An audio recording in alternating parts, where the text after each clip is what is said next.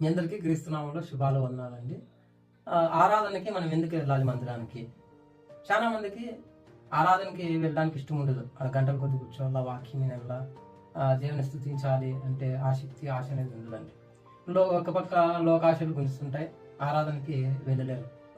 అంటే ఆరాధనకి ఎందుకు వెళ్ళాలి అని అంటే, దేవుని దగ్గర ప్రధాన దూతులు అని 7 మంది ఉండేవాళ్ళు. ఆ 7 మందిలో ఒక దూతే లూసిఫర్, వాడిని మనం సాతాను అంటాం. వాడు దేవుని సింహాసనాన్ని కోరుకున్నాడు, నేను స్తుతింపబడాల దేవుని మాదిరిగా అని అనుకున్నాడు. అనేక దూతుల్ని వాని వైపు వాడు లాక్కున్నాడు. ఆ ప్రధాన దూతని, ఆ దూతలను అందరినీ కూడా దేవుడు కిందికి దొబ్బేశాడు. అప్పుడు వర్షిప్ లీడర్ అయిన సాతాను కింది పడిపోయినప్పుడు వాని స్థానాన్ని భర్తీ చేయాలా అని దేవుడు హృదయంలో తలంచాడండి.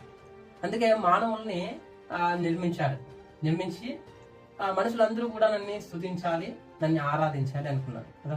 దేవుడు చేసిన బొమ్మలు మనం, దేవుణ్ణి మనం స్తుతించాలి, దేవుణ్ణి మనం ఆరాధించాలి. ఆరాధన చేతును అన్ని వేళలా, ఆత్మతో సత్యముతో ఆరాధింతును. ఆరాధన చేతును అన్ని వేళలా, ఆత్మతో సత్యముతో ఆరాధింతును.